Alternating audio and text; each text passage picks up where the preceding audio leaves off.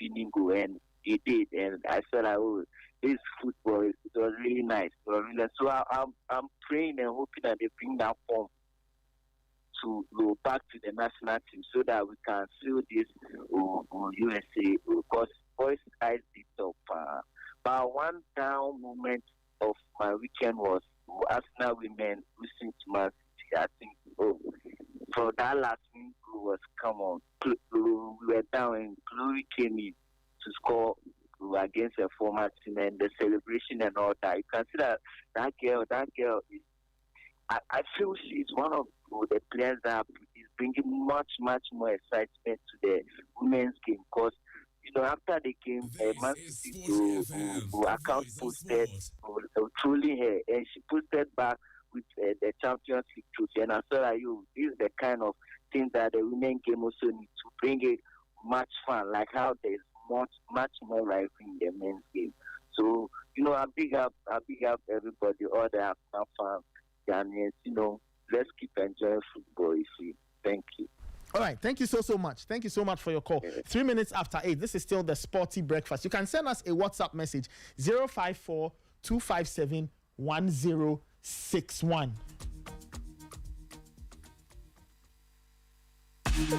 All right, we'll put a pause on the calls. Okay, let me take one last caller for this segment, and then we can get into the discussion proper. Hello. Hello, Nathan. Yes. Good morning. My name is Osben, calling from North Industrial Area. All right, Osben, please go ahead. Okay, it was a good weekend for we, the Chelsea fans, at least. We had a good one over Liverpool. But my concern is about the injuries and the red card. For I think the 5th game in a row, we've had a red card, which Maresca himself need to work on. Going forward, it will be a challenge for us. Now we have almost all our central defenders injured or suspended one way or the other.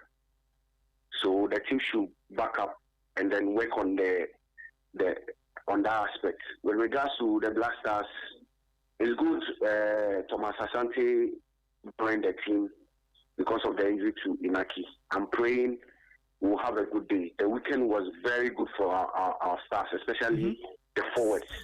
We were banging in the goals, and I'm hoping we can at least reduce the pressure in our game against Comoros by winning against Central African Republic, which we can. I remember a game against Madagascar in Morocco. I want a similar game play so that we'll have a party on Sunday in Accra where we'll crown everything off, and then we'll start the preparation towards America, Mexico, or Canada. Have a good day. All right, thank you so much, Osben. All right, we'll put a pause on the calls for now. 054-257-1061. You can equally send us a WhatsApp message, though. Would love to hear from you via the message boards.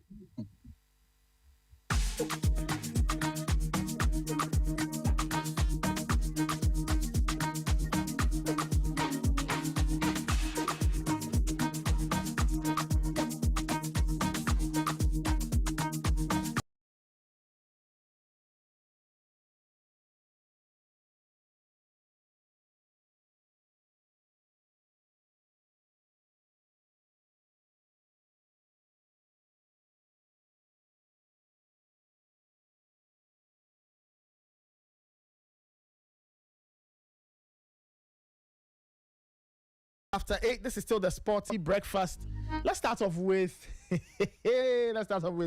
Ghana Premier League. It was a very, very interesting weekend. I saw a couple of games. I saw the the Bechem Hearts of Oak game.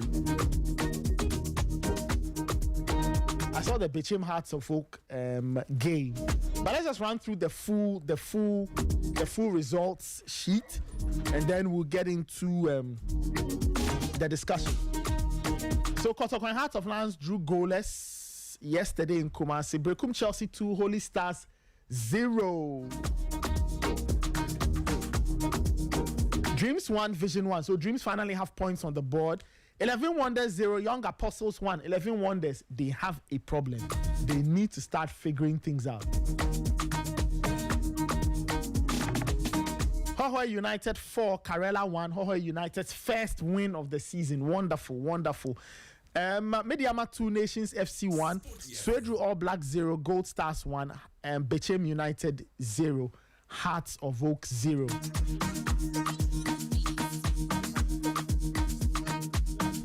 Kelvin was on science here. Kelvin, interesting weekend in the Ghana Premier League. I think it's right that we start off in Kumasi because so we can start from the most recent and work our way backwards. Kotoko and Lions drawing goalless in that encounter. I guess the talking point is referee Charles Bulu with that very strange decision. I've seen the video so many times and I'm quite surprised he didn't make the call. I don't know what explanation he would have given. But I thought that was a call that was really obvious for him to make. And he didn't. Nathan, it's quite disappointing when our referees decide to end or become the talking point after games. Yesterday, the game was just brilliant to watch. If you look at how the two teams played, they were not too ragged. Mm-hmm. Passing was correct for a certain percentage higher than you see from other games. The build up, the understanding, the patterns of play, they were just very much evident. And I think it was all because of the two coaches who were present. Bashir Hayford on the side of Heart of Lions, who's worked with this team for 2 years now. Okay. So he can understand how they want to play. Just that they were very much careful against Asante Kotoko because Kotoko have very fast forwards. Peter Miduakwa, very quick. Albert Amwa, he's very quick. Morifin Donzo is not pacey, but they realize he's an intelligent player that they cannot, downplay his capabilities. So it was more like Kotoko took the game to Heart of Lions because they wanted the result more. Yeah. They have played just one game, they've won, but they have games in hand that they were supposed to play. I mean, yes. So they just had to quickly get the right result. But unfortunately for them, the number of times that they came close, it's either goalkeeper Lawrence or say was up to it or the woodwork. The case of Albert Amoa. Exactly. That was a fantastic delivery from Lord Amoa. That is the right back. He got injured for quite a number of weeks and then couldn't finish last season.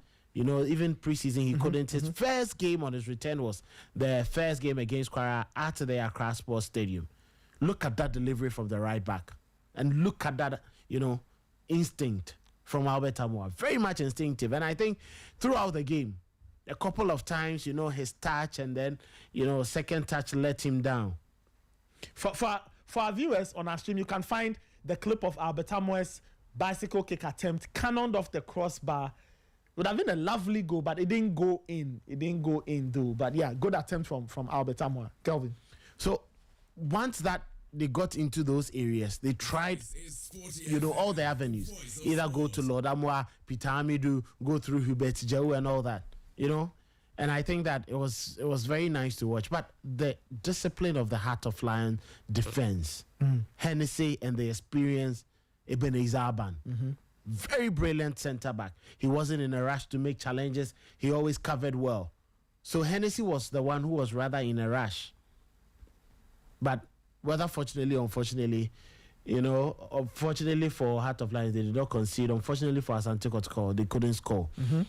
But that decision from Charles Bulu, just like I said, throughout the game, they were just doing crediting and then debiting. Can you explain what that means? Yeah, crediting. How do we call it? Refereeing, because when he whistles for a free kick, that is not a foul against one opponent. It means that in the next he will give the incident to the you other would have team. to give it to the other team. Because there were instances where free kicks, balls in very crucial and Kotoko were hoping that he would have given them a free kick, but he was always whistling against, the challenges and giving the free kick or the decisions the other way. So it was more like, oh, come on, at this point in time, Kotoko, the home team, if I do anything, I think that it is high time our referees, because if you look at the incident, Fly has it. You can watch it right now. Yeah, just look at it. It was Ablo who went in with the first. This is a penalty. He went in to push his man, and Samba O'Neal, look at that. He just bumped into his man, and look at Samba O'Neal. Also decided to jump with the knee. Look at that. That was look at Samba. And he went in with the knee and the hand all, just to push the man down and prevent him from having, because he was trying to get up for the ball. That is a genuine penalty. That is as clear as in. Let's punish teams for it. And I'm surprised that Charles Bulu decided to allow this to go. And for Asante Kotoko, they should talk to their two centre backs. Against WAC, if they do this, it will be taken as a penalty. Nobody is going to spare them. And that is why some of our teams do this on the local scene. They are not punished by referees. They get into Africa, and when they are punished, then they start blaming, referees from the continent. They are cheating them. They won't come and sell the story to the fans. Mm-hmm. On any day, I'm not sure if he had taken this penalty, anyone in Asante Kotoko will come out and say this is not a penalty. This was clear and obvious. The referees themselves say it. If it's clear and obvious, we need to take it. And that was a very clear and obvious penalty. And I'm quite surprised. Look at that. It was rugged. He just decided to bump into his man. For our listeners and for those listening to us, we are live on YouTube, Facebook, and X. You can find the videos on our stream, right? Just that incident. You can let me know what you make of this, because the more I look at it, the more convinced I am that referee Charles Bulu missed a huge call. It was clear. If you were watching the game, it was clear. Just look at this. He just pushed it. And you see, you had run and you had closed down the angle on the player. Why were you rushing to push him down? These are basic elements of play. Mm-hmm. And credit to Ebenezer Aban. On the other side of Heart of Lions, Albert Amwa had a couple of instances like this. Mm-hmm. But you know what? He just decided to go in slowly, shield his man, and take the ball. Because if you narrow the angle, it will be difficult for the attacker. The best he can do is to go near post. And Aziz Dari had covered that post. And look at Samba. The player was picking the ball and he was going to head outside the penalty area. And then why the need to rush and make that challenge? If the penalty had been given, it would have, and if they had scored, it would have been 1-0. Yeah. That means your team would have lost 3 points. 3 points. Yeah. Why don't you take your time, shepherd the player out, and if the referee whistles for the end of the game, fair point. You have a point. This was in the dying embers of the game. Fly, I think it was around the 85th minute, right? 93rd minute, 90 plus 3. Yeah.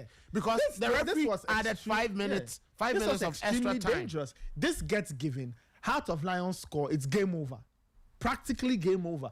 But again, referee Charles Bulu, I don't know what the people at the FA will do. I hope they've seen this, because this is a very... He's going to be punished. This is a glaring error. I'm sure he's going to be punished. He cannot go scot-free for this. This is a very, very... He shouldn't even go scot-free for this. What the other bit I will say, though, from this game, Calvin, I saw the long-range effort the free kick Heart of Lions took. The long-range free kick. Yeah, that's his direct parried over the goalpost. Very, very interesting sequence. Yeah. Thumbs up to the player. It was a very daring effort. Mm-hmm.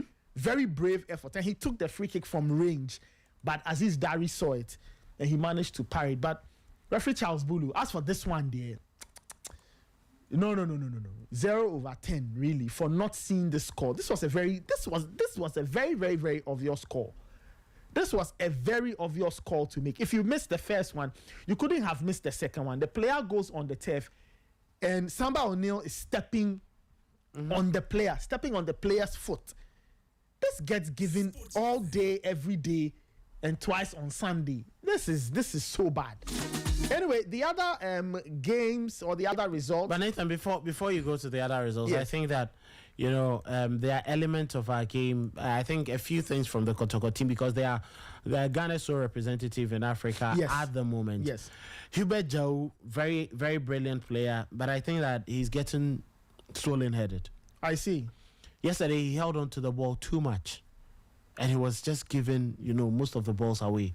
But that is not the Hubert Jau who has been earning plaudits from fans in the last 3 or 4 games that he's been playing for Asante Kotoko. He's quick, he's fast, he releases the ball quickly. But you can also attribute it to the fact that there was a very poor decision that came. I think it was a bad decision to play him on the flanks. He's a central midfielder. Oh. If you play Hubert Jau on the right-hand side of your attack at certain points in the game, you won't get the very best out of him. Okay. Because he's an intelligent player who knows how to distribute balls very well, clever.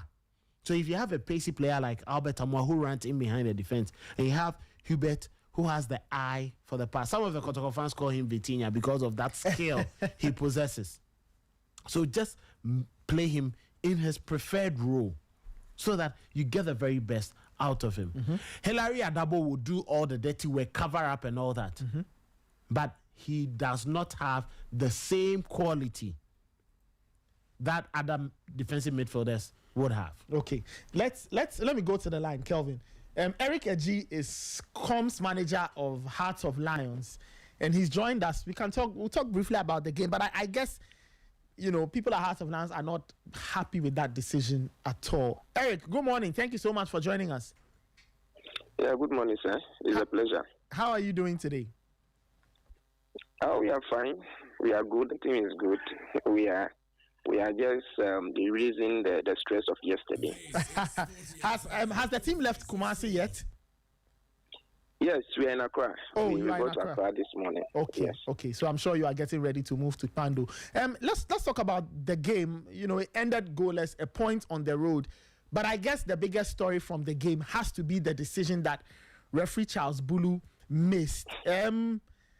How do you feel? You feel aggrieved, but just tell us exactly how the entire team feels about the decision or the lack of a decision given by referee Charles Bulu. Well, thank you for the time. For us as a team, we disappointed in the result, and also we are content with what we took from the Royal Sports Stadium. Yesterday was a day we were in anticipation of another 3 maximum points, judging from the fact that we had a very strong start to the season. Bashir Hilford approached the game putting his strongest foot forward, and was of the view that it is a game that 3 maximum points should be ours. If you really notice, we did everything we could in that particular game. We played very tactical, disciplined side. They are a very strong team, but anytime we approach Kotoko, we approach them with all the anger in us, and yesterday was not an exception. The decision, yes, we expected a call by the referee, but that call never came.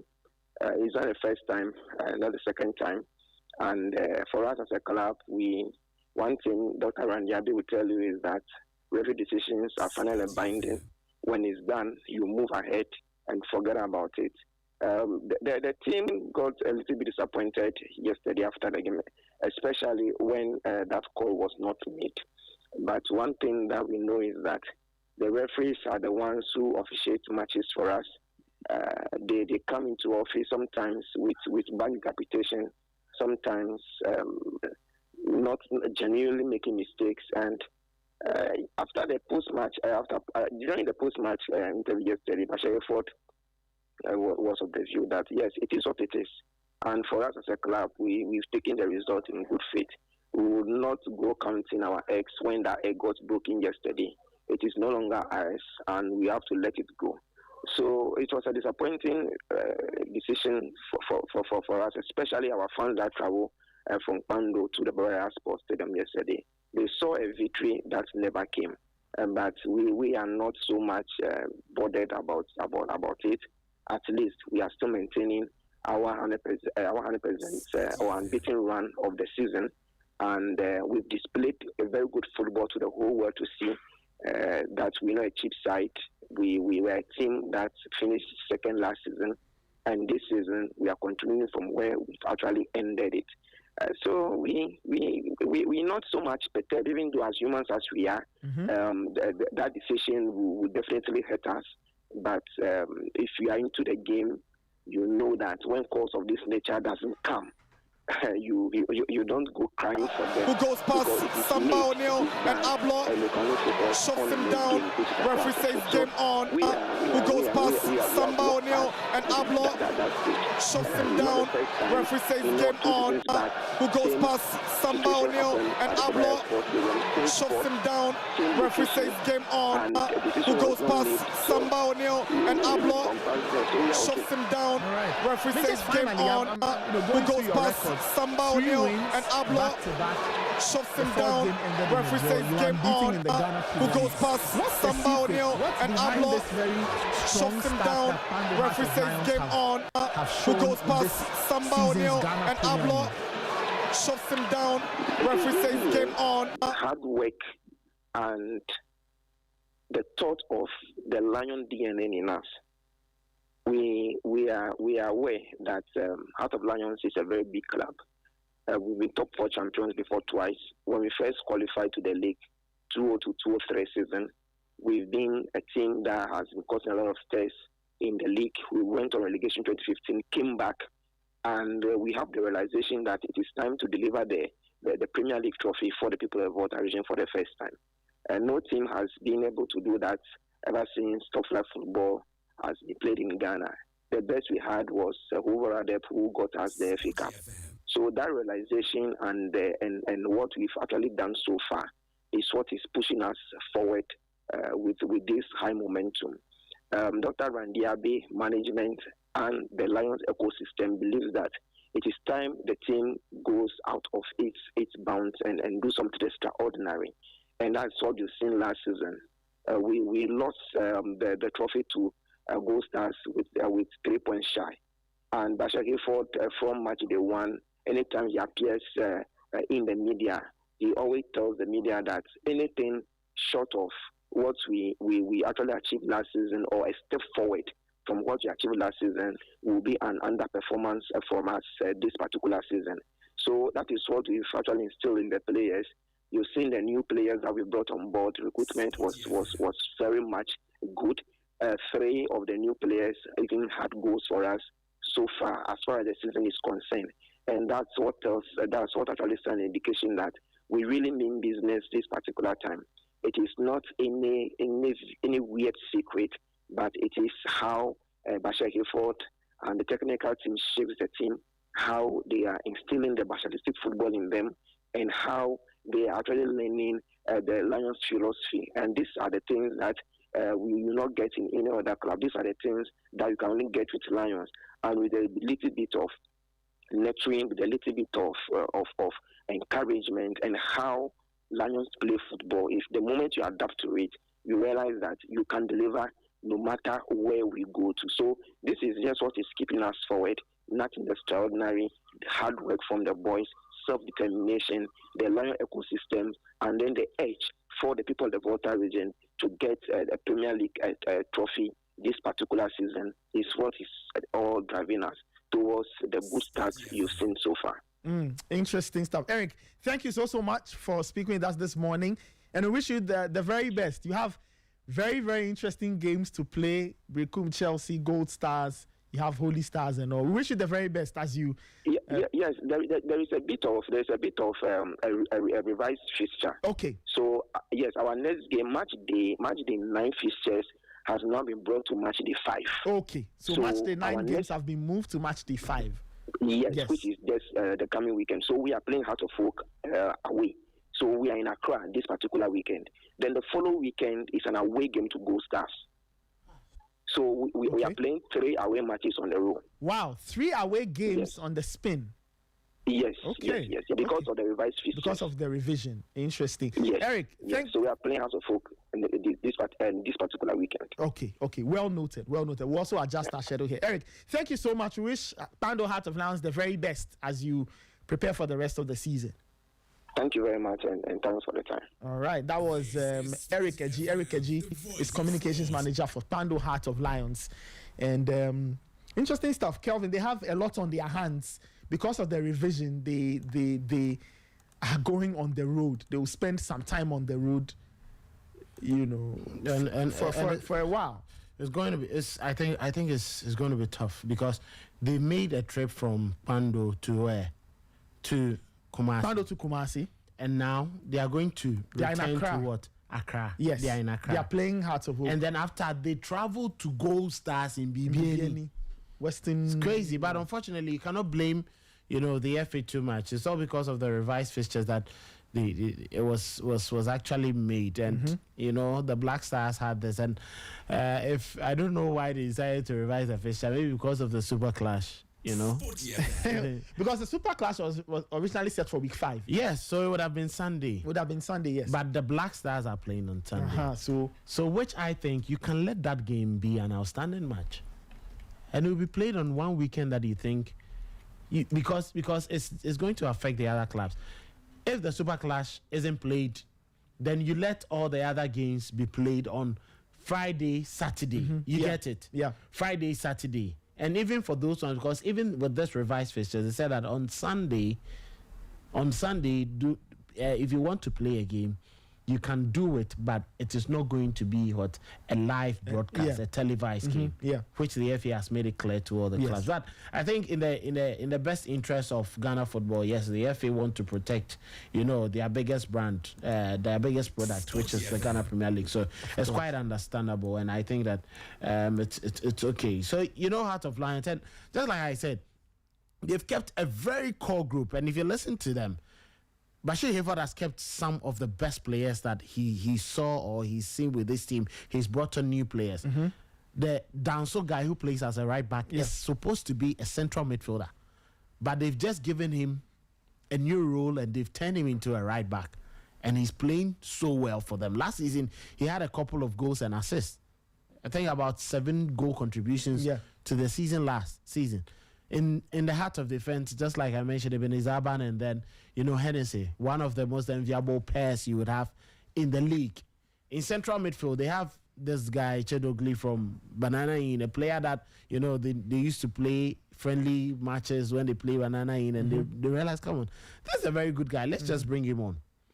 I think their only problem is not having a very good goal scorer. That's the thing. They've got Michael Efson. A lot of the teams in the league. Yes, they've got Michael Efson, who was with Samatex and part of Desmond Ofe's under 20 winning team with the Africa Games. And then this Chauncey Freeman, Kojo Bin Jr. doesn't score much. They have Paul Ateje, very experienced winger from Brecum Chelsea. He's seen it all. He's very good. But yesterday, unfortunately, he had to go off very early in the game due to an injury. Samuel Kwanzaa, not a player you can bank your hopes on. Ishmaelado in that midfield, the heart of that midfield, very intelligent, midfielder. He was also with the under 20 team, So I think they have a very, very, good team, and they know themselves. The players know each other, and they know what to do at certain point. So this is a good result for them. Let's not forget last season, they came all the way and they placed second on the log.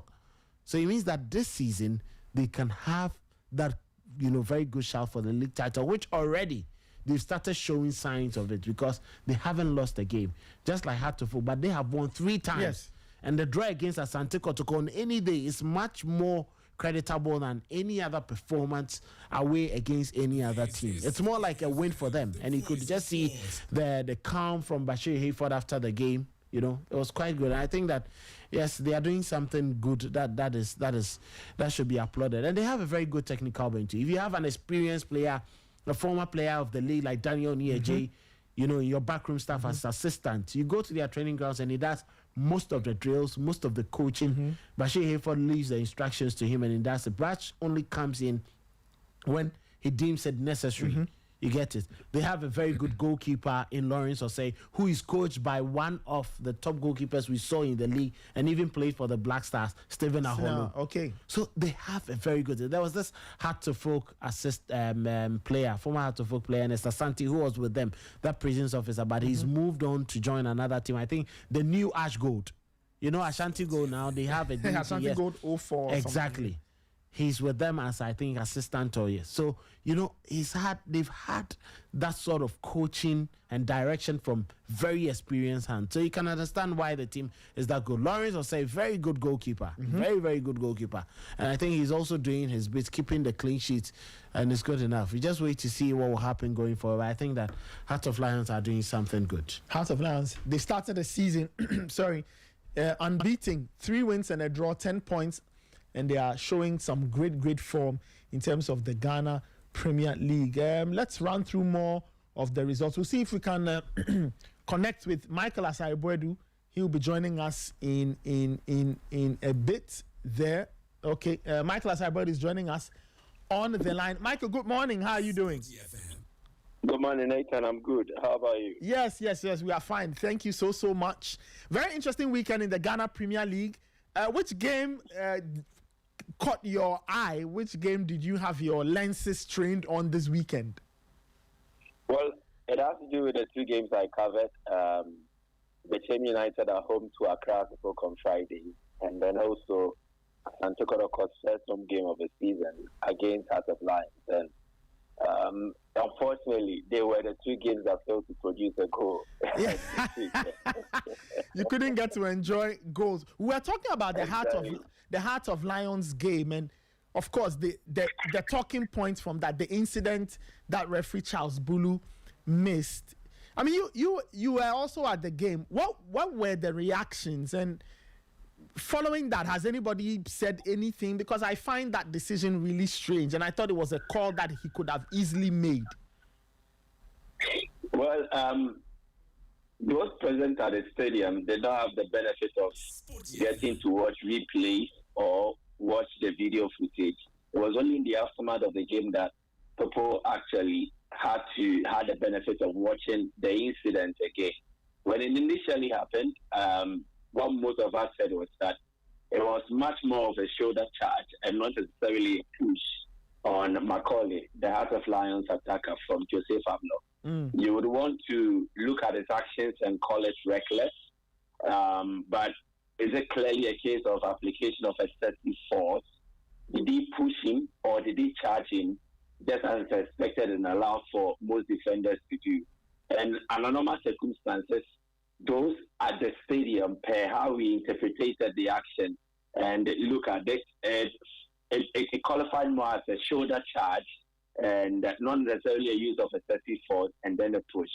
Then, having the benefit of a replay, it kind of altered much of our stance regarding the incident because it pointed towards, one, Joseph Ablo being very careless in his approach to try and retrieve possession for Asante Kotoko. 2, I think he used far too much force than was expected. And then 3, I think it was a very needless challenge. And on any given day, if any referee has the benefit of VAR, he would actually have to rescind his decision and allow for a penalty against Asante Kotoko, which will go in favor of Heart of Lions. Unfortunately for Charles Bulu, I don't want to be in his shoes and I don't want to think for him. But I think that in the first instance, just as how we saw it, perhaps he also saw it similarly. He felt it was a fair challenge, a shoulder charge, and players are allowed to have a go at each other in such manner. But I want to reiterate that if he had the benefit of a replay, then he would have been in a position to advise accordingly and perhaps change his decision. So, in the heat of affairs, in the first instance, I thought the referee was right. But after watching the video footage, I think he should have awarded a penalty to Heart of Lions. And I agree to the larger public who also hold this view that it should have been a penalty for Heart of Lions. But let me applaud Heart of Lions and their team for how they conducted themselves even in the aftermath of the game. Bashir Hayford did not come to the post-match press conference to rant about this. None of the Heart of Lions technical team members were seen visibly objecting to the referee's decision and abusing the officials. None of that happened. And then even the playing body, they did not really make a fuss of this whole situation.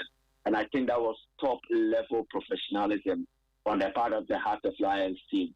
they actually conducted themselves very well. And right from Coach Bashe Hayford to the lowest ranked member in the team, I think this is top-level professionalism, and it needs to be emulated by a lot of these Ghana Premier League clubs, especially if officiating does not go in your favor. And I say this because yesterday, the Asante Kotoko captain, Sambo O'Neill, was visibly frustrated with a certain decision that Charles Bulu took, and he had to slam the ball on the pitch and receive the yellow card, and that was very uncalled for, very unnecessary. And then for a player who was leading the Asante Kotoko team, he should have acted better. And this was something I was discussing in the pre-match technical meeting. The referee said is that if you don't agree to any decision, you would have to go about it the right way. You can protest, you can come to the referee and then express your objection to it. But to display such attitude, I think it was very bad and very unnecessary on the part of Sambo O'Neill.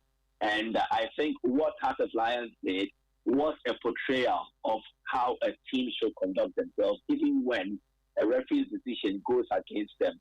And that is something that all GPL clubs, players, coaches will need to emulate. This is top stuff, top-level professionalism on the part of Heart of Lions. Great. Let's talk about the other game, Bechem United and Accra Hearts of Oak. I saw large parts of that game, and correct me if I'm wrong, you could tell that Bechem United didn't look as fluid as would have wanted them to look at home. They hadn't won a game so far. They were hoping to get it right at the fourth time of asking, but they couldn't really break down Hearts of Oak. They couldn't create chances. And what's happening? What's happening to Bechem United? They didn't look good at all in that game, and I was watching it on Friday. Well, the writings were on the wall that last season, Bechem started the season in similar fashion. They struggled. They didn't score a goal right from the start of the campaign until their match day 4, when they beat Dreams FC by a goal to 0. And so the Bechem folks were very confident that on match day 4, as they searched for their first win this season, will be a repeat of last season. And so they were going to defeat Accra Hearts of Oak. But unfortunately for them, it is a much changed Bechem United team. Some players left their fold. They've integrated new ones into it. But their major issue was that two of their key players hadn't started the season yet due to injury concerns. Kofi Tompo, who scored the winner for them last season against Accra Hearts of Oak, and then also Augustin Okra, their most experienced player, their all-time top scorer as regards the Ghana Premier League. They had then recovered, but they were lacking match fitness. So the questions were they going to start from the get-go? And for Okra, he started the game. Kofi Tompo had to start off the bench. And when these two players are fit and ready, they actually make Bechem United take offensively. Unfortunately, Okra was not sharp. They could not really hit Accra. So you could see that he still had that quality. But due to his lack of match sharpness and fitness, he was not really causing havoc, as you expect. Kofi Tompo, when he came on, we also saw glimpses of his brilliance, his dribbling, his ability to go past his markers and then open up spaces for the Chimps attackers. He didn't really bring that to the party. So that affected them. Sefa did an excellent job in the middle, but you could actually tell that they lacked that cutting edge. And this is for two reasons. Bechen's attackers not really coming to the party, and also the players like Okra and then Tompo not really ready as expected. And then also the shape of Accra, I think it was excellent. Heart set up in an excellent manner. In their central defense, Calvin Osei made sure that he did not put a foot wrong, and then he combined excellently with someone like David Opoafane, and they solidified their back. But it is the protection that someone like Raphael Amponsa provides for Accra. And in defending, they had like their back four intact, and then they had two men sitting just in front of their defense. So it was always difficult to find pockets of spaces in the Hearts of Oak defensive area. It was difficult for the team to break them, and also were always first in the second balls, especially when the team floated crosses into the box and then they failed to connect. Hearts of Oak were always winning the first balls and then the second balls. And I think it is no surprise that if you look throughout the season, if you are looking for the teams that are yet to concede a goal, you will find Hearts of Oak in there, and then Asante Kotoko. But Kotoko have just played 2 games. Hearts have played all 4 matches. And how solid they are defensively is told by the fact that they are yet to concede. So they have a solid structure, and credit to Didi Dramani and then his technical team. They've made sure that the best thing Hearts of Oak will need to establish this season in terms of foundations or pillars will be their defense, and then they can build on that. And they are solid. They have the best goalkeeper in the league in Benjamin Asare, and they put up some fantastic saves at the chain last Friday. He was denying the team with every clear opportunity that they got, and then he is able to lead the defenders, guide them. He watches, and he is able to instruct them as to what to do from set plays, from open play actions. Benjamin Asare is always that guy in there who is issuing out instructions. And then when it gets to crunch and the defender needs to intervene, the last man to always bail them out is Kelvin Osei-Sibe. And I think on the day too, he was very solid. So it was not just the change attack failing to turn up. It was also Hearts of Oak's defense thwarting the team's offensive action and denying the team with the few opportunities that they were able to create. So it was much more of a Beijing United play versus Hearts of Oak's defense. And I think on the afternoon, Hearts of Oak's defense triumphed over the team's attack, and that is it. But I think the pressure is getting to the team's coach, Coach Olchester, Seven Botche. I think the pressure is getting to him, and the sooner they try to find a win, the better it will be for his chances. Because Coach Danso is still lurking in the dark, and anytime an SOS call is issued to him, he'll come to the rescue of the team United. So Coach Botche will need to start winning, and very soon. But kudos to Didi Dramani. He's really built a solid Hearts of Oak unit. Well, you mentioned Coach Botche. Post-game, he highlighted the fact that some of the fans were beginning to call for his head. And he said he completely understood, where they were coming from. But he was also left equally frustrated by what he saw from his players, especially from an attacking sense. So you are right. The pressure is on him. And I just have a sneaky feeling a few more bad results. And as you're saying, Coach Danso could be making a return to the team. Yeah, and you see, one concern they have with him, the locals, one concern they have with Coach Botche is that he's not really stuck to one formation so far. It seems like he keeps trying different formations and different tactical lineups. For instance, they played a 3-5-2 against BBN Gold Stars, and they lost 2-1. Okay. They played a 4-4-2 against Holy Stars. They played a 4-3-3 against Heart of Lions. And in the game against Accra, they basically started in a 4-4-2. So they are not so sure the kind of shape the coach is playing. And they believe that he needs to be consistent with that for the players to understand each other, build that kind of chemistry. Because if you look at their midfield, it is excellent in how they play. And on the day, you could actually tell that the best player on the pitch was Emmanuel Sefa. He joined them from Raymond. Yeah. The kind of partnership he established between himself and Frank Amankwa. Amankwa was part of the Gold Stars team that won the league last season. Now, mostly, they say that Coach Botche sets up in a midfield 3 with Boaz Regan, Frank Amankwa, Emmanuel Sefa. Boaz Regan is their captain. He was dropped in this game, and then the coach opted for Frank Amankwa and then Emmanuel Sefa. And he decided to play Augustine Okra on the right wing and then Emmanuel Aban on the left wing. And they believe that he should have simply gone for a 4-3-3 so that they will have more presence in the middle, which would have allowed for Sefa to drive forward more. And then he placed Aban on the left wing, placed Dalvin Yebua as the striker, and then placed Augustine Okra as the right wing. So they think that the coach has not come to terms in understanding how his players can be best utilized on the field of play. And he keeps chopping and changing in terms of the shape of the team. And this is the biggest problem they have with him. I think that the sooner he gets to settle with the most favorable position and then the tactical formations to start with, I think he will start to get the best out of his players. Because Aban is an excellent left winger. Augustine Okra is sharp, can operate effectively as a right winger. Dalvin Yebua can thrive as a centre forward. So it looks like the best formation to play is a 4-3-3. But the fans believe that is how the coach should go. The coach believes that he still hasn't found his best shape yet. And these are the issues that are crippling. And Bechem United starts the season. I think they'll need to work things out, both fans and then the coach will need to iron out their defenses. I think he's a decent coach. He's very good. He has a talented squad. He needs to settle first, and then they will be good to go. We'll have to wait and see how the rest of the results will pan out for them. This is still the Sporty Breakfast, 8:47. Michael Asaribodi is joining us on the line. Kelvin Owusu-Ansah is still here. I'm running through the results again, and then I'll take concluding thoughts from Kelvin and Michael on the Ghana Premier League, and we proceed.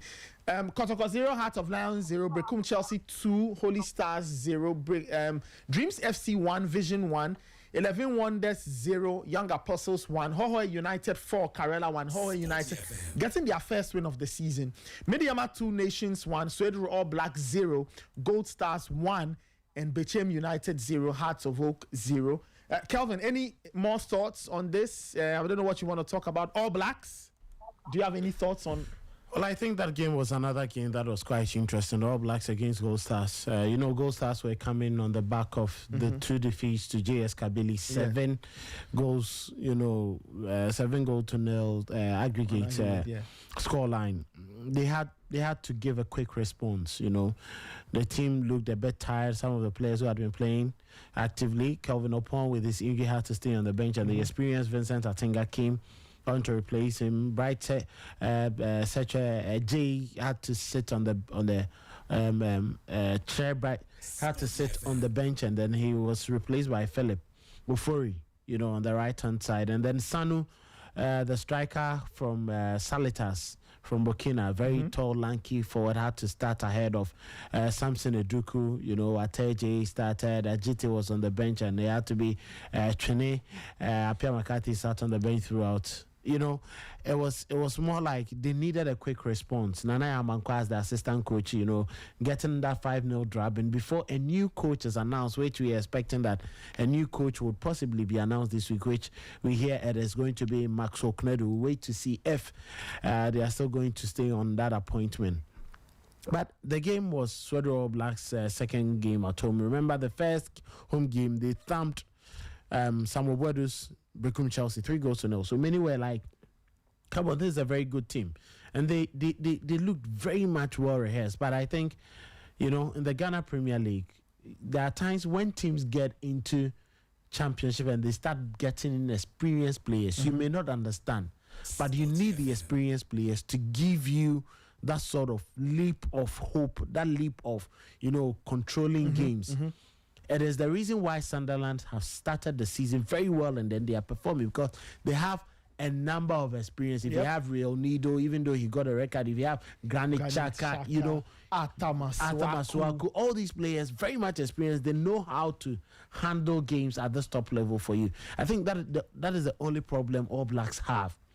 Because if you look at their team, very, very good team.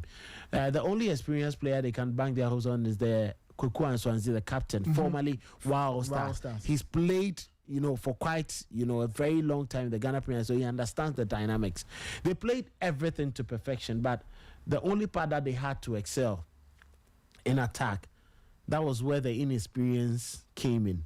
And Vincent Atinga was very much comfortable. He was welcoming them. Come to me. Yes, he was so much happy because anytime they approach him, it is more like, oh, what do I need to do? I am not pacey. I am not fast as I used to. So what do? I just need to cover my space, cover the ground, and limit the angle, the margin of space I will give to my opponent to strike the ball.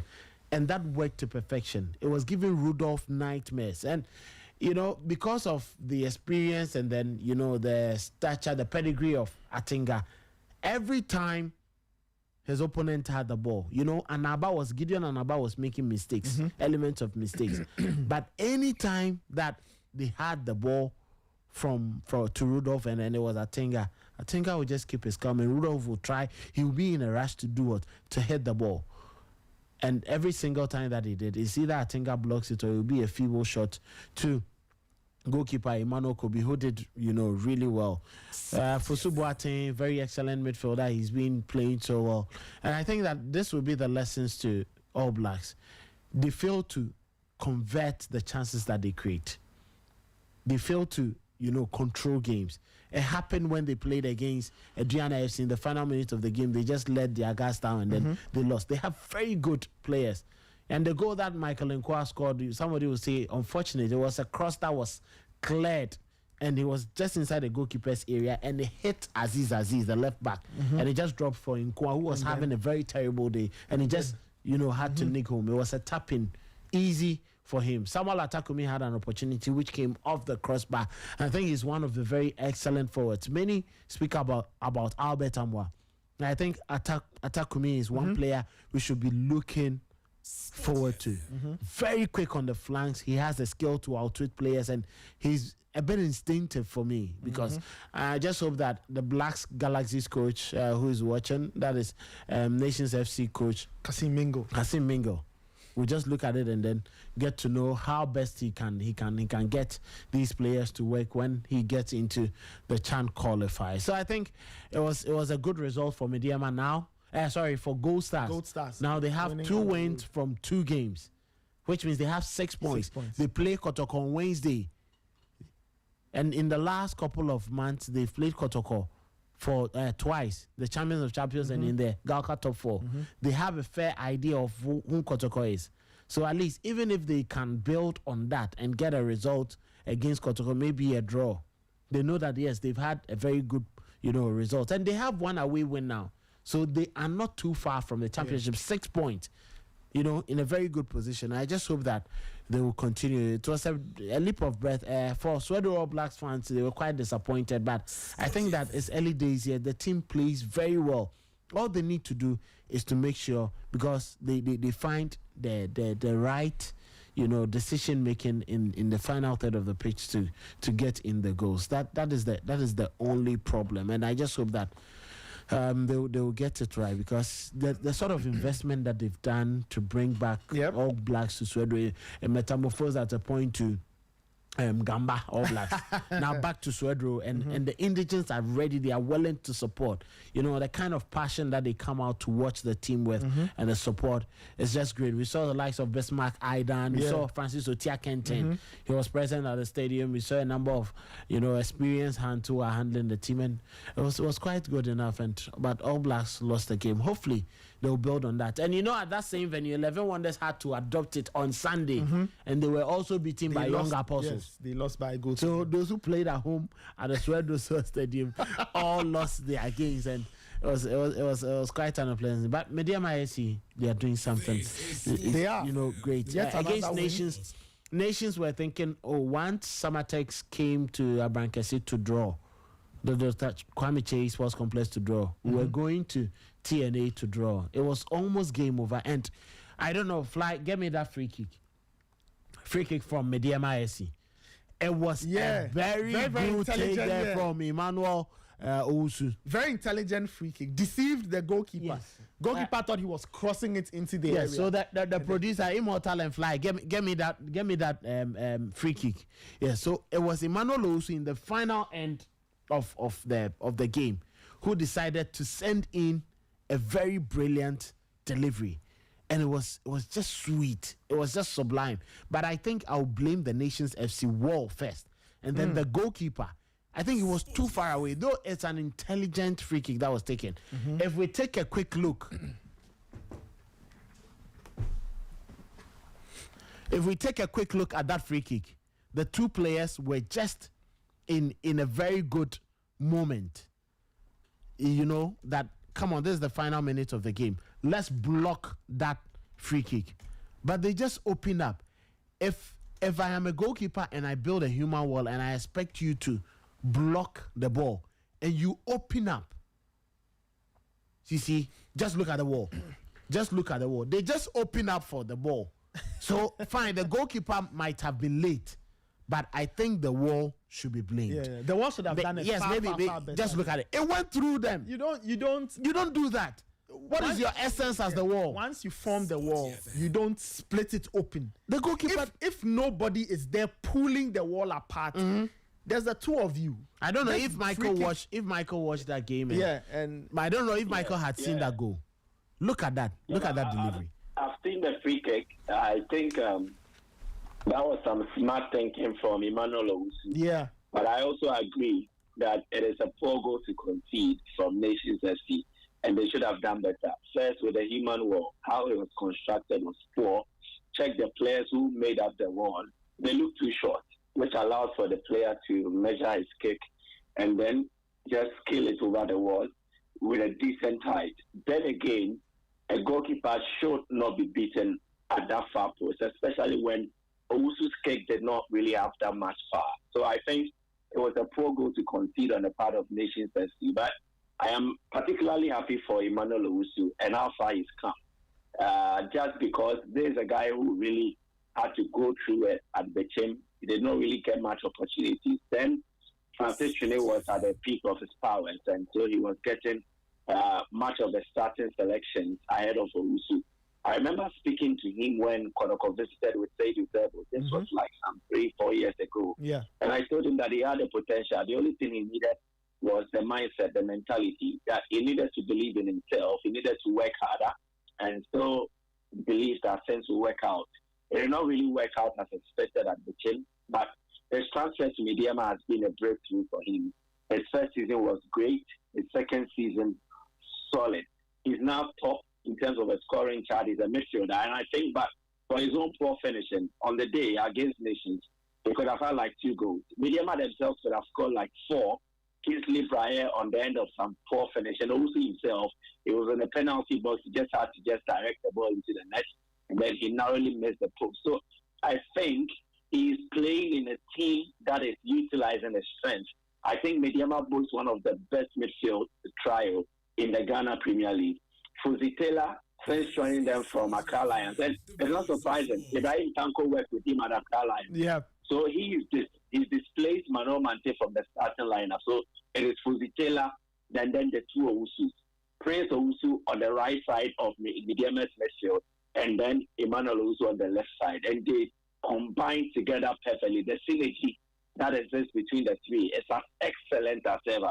And Owusu is profiting from this. He's getting goals, and he's now got 3 goals so far in the Ghana Premier League. And as I mentioned earlier, he is part of the top scorers. But again, Nations could have done better with that free kick goal they conceded. It was very poor. But Kelvin, again, if you can check the goal that Mediama also considered against Nations from the same set play.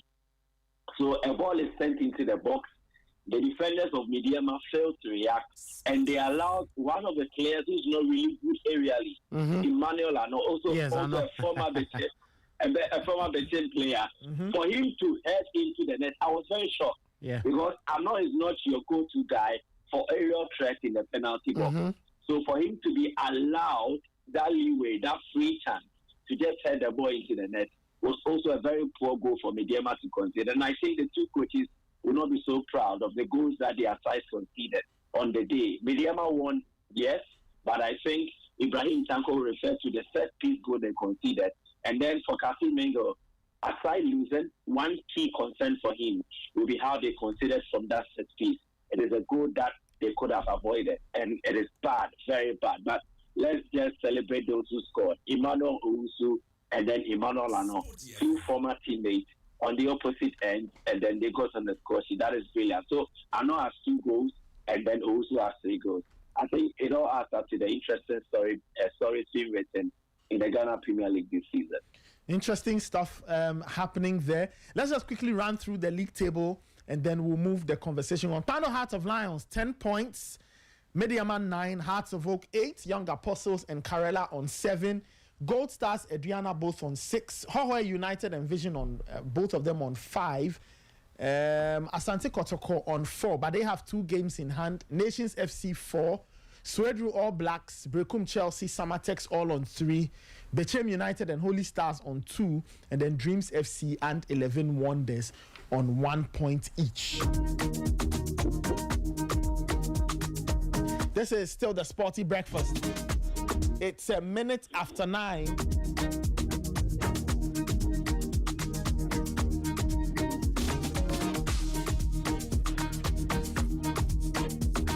comments are still welcome. 054-257-1061, 054-257-1061.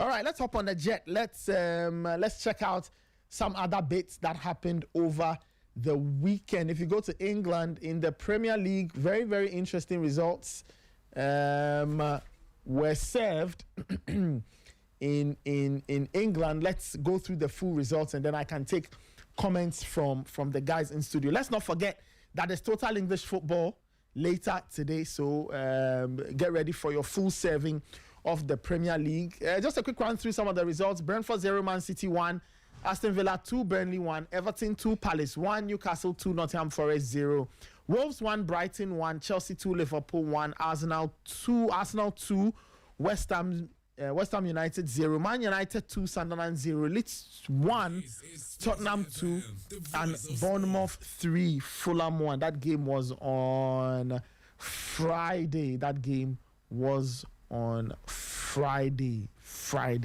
Interesting thoughts. Kelvin, quick thoughts on the weekend. I don't know which of the results you want to comment on, and then I'll move on to take Michael's thoughts as well. I think it was quite an interesting weekend to see. Liverpool, I don't know, it was always not going to be, the winning goal in the late hour, trying to just grind results every now and then. It was always going to catch up with them at a point. And it started from last season. Last season, Liverpool did all that they could. But, they were winning games late, getting some results that, on normal days, you wouldn't expect them to get. It started this season. But the signs this season was just very clear. And I was saying that the chopping and changing from Arne Slot was just maybe last season he didn't have a fairer idea of the players that he had. So he was more like, okay, let me just play players in their right positions, limited changes in the team. And he was blessed without so many injuries too. So there were a number of times that he had the full complement of his team. Now, he has certain players off the team, Arnold to Real Madrid, the unfortunate death of Diogo Jota.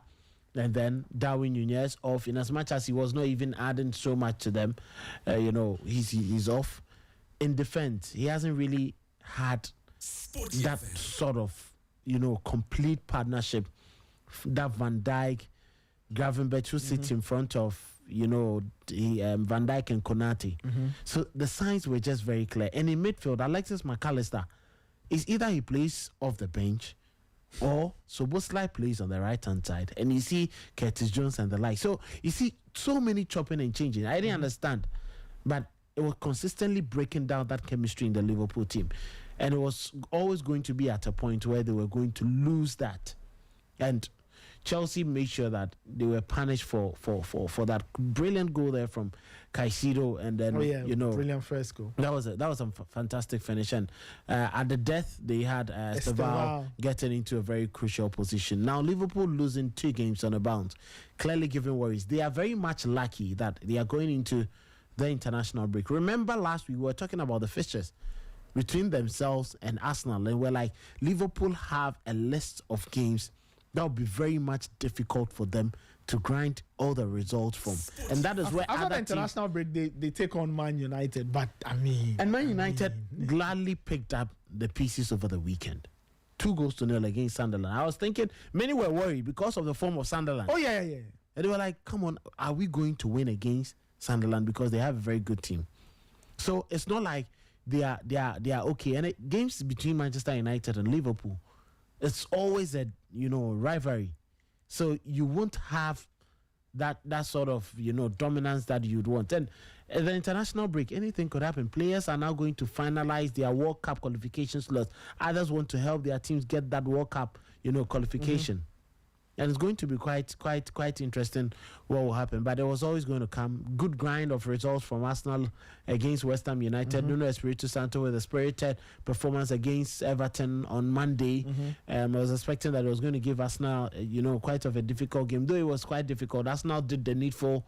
Zubimendi came on to replace Martin Odegaard, and he came to unlock that problem in that midfield, opening up the first goal. Berechi as a hit and the goalkeeper saving, and then Declan Rice scoring against his former team.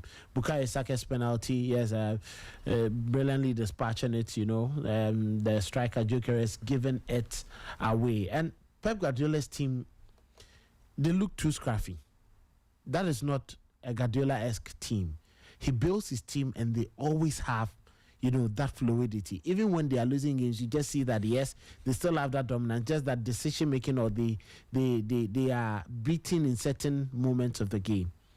But they don't care. They will take the win. Once it's 3 points, 1-0 against Brentford. And I'm quite surprised. It looks more like it's a miracle for Brentford. Losing 2 of their topmost players, losing their manager, and still, Keith Andrews, fine, he was with the team. By the kind of work he's done for them to put up that show against Manchester City, pushing them to the wall, pinning them to their own half, and playing, being dominant for most parts, especially for the second half, was just great. But it's quite unfortunate for Rodri, a player who is so intelligent, brilliant, beautiful on the eye to watch, to be suffering from these, consistent injuries from games. In the Champions League, he got off after 60 minutes. He started this game, and all of a sudden he just had to leave.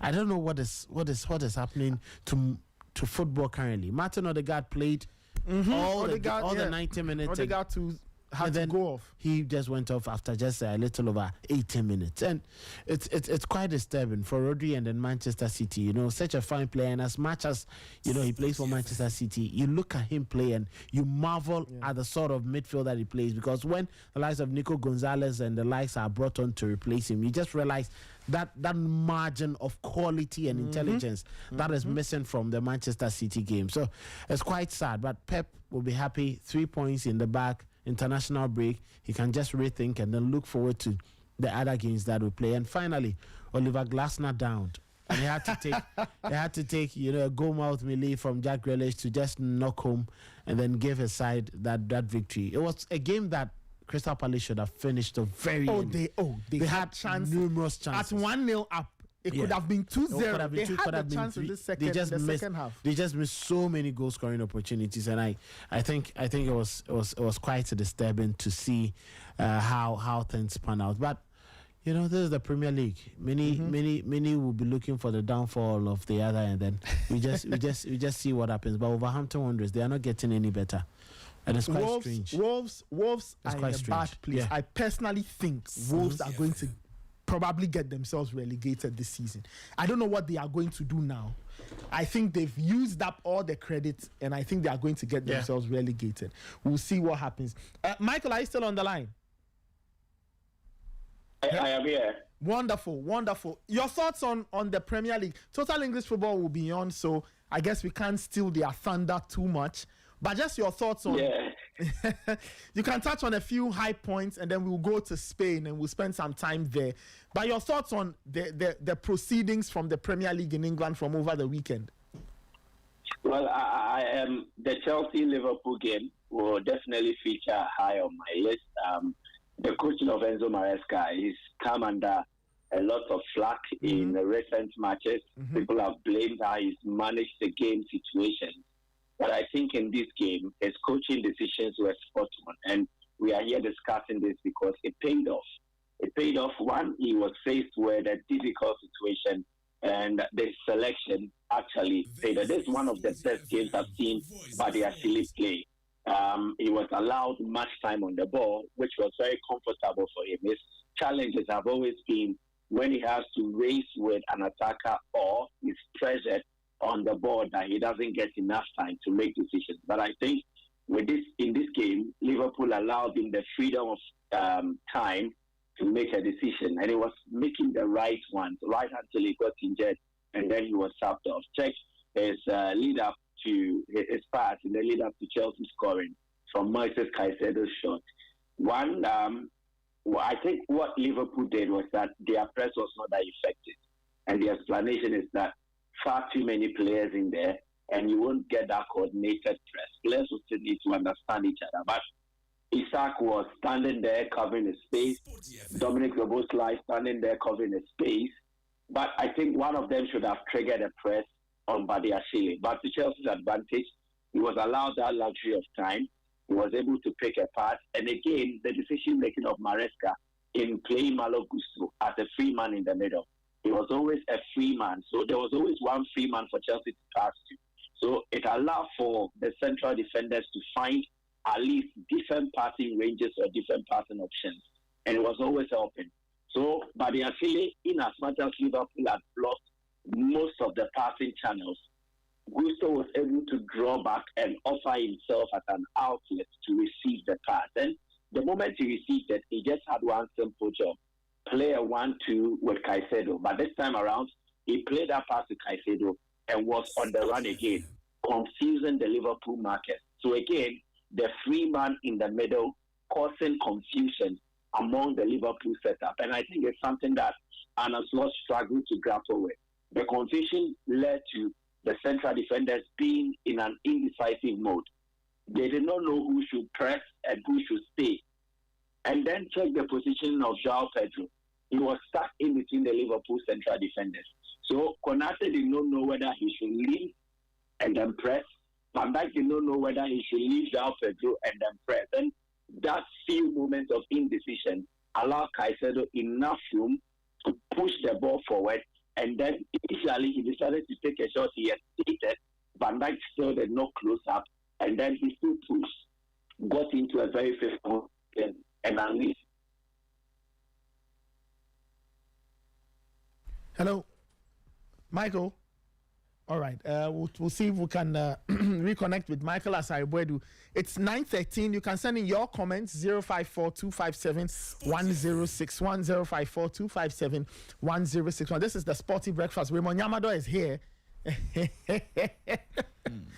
Are you okay, Raymond? Yeah, I'm good. You sound like you're freezing. Today we are in Canada. I don't know if you have any quick thoughts on the Premier League before we go to Spain. Yes, a couple of good results for some of the teams we expected to win over the weekend. Tottenham Hotspur, Mohamed Kudus was in fine form. I think that he impressed. It was an impressive game. He did well, set up one, scored one. Good for a player of his caliber. And we were expecting so much from him when he went to Spurs. The goals just weren't coming, but finally he's off the mark. We expect that more goals would follow, and we are expecting that the momentum will beat him as he joins the Stars. Semenyo, fantastic the night before. I think that he's one of those players who, when he's confident, is able to do magic. In that Liverpool game, we saw him on that solo run. Again, over the weekend, we saw him take on lots of defenders, score from a very tight angle. I mean, it just tells you the confidence the player has at the moment. And again, we are expecting that when he joins the Stars, momentum, he would continue from where he left off in that Spurs game. There's a lot of momentum with him, so we'll see how that one goes as well. Manchester United, shock results for me over the weekend, because it was the shocker. It was a weekend we were expecting the final nail in Amorim's coffin, but he said, "Wait a minute." He found a way to escape. Good performance from Mason Mount and the likes. I think that on the day, you look at that United team and almost everybody put in a shift. Mount, Sesko, Mbuemo at a point. But Nathan, on any day, if United is winning a game with Casemiro and Fernandes playing as centre midfielders, it means that the opposition clearly did not offer too much in terms of putting them under pressure. I think that Sunderland themselves have their own issues this season. Yeah, they look like a team that could go down. Yeah. But you know they made a change after. They made a change in the first half. Yes. And I think that change was an admission by the coach that he got his initial plan that's wrong. Yeah. By that time, the damage had been done. They had conceded two. Adingra went out in the first half. Yes. And then Ballard came on. Sunderland, they've been decent this season. Oh, yeah, they have been. So I was expecting them to take the game to United. Because almost every team that has taken the game to United has received considerable reward. You know, so it was quite strange that Sunderland went into that game and decided to, not take United on. They finished the game with an XG of 0.71. Clearly, not a team that wants to score a goal.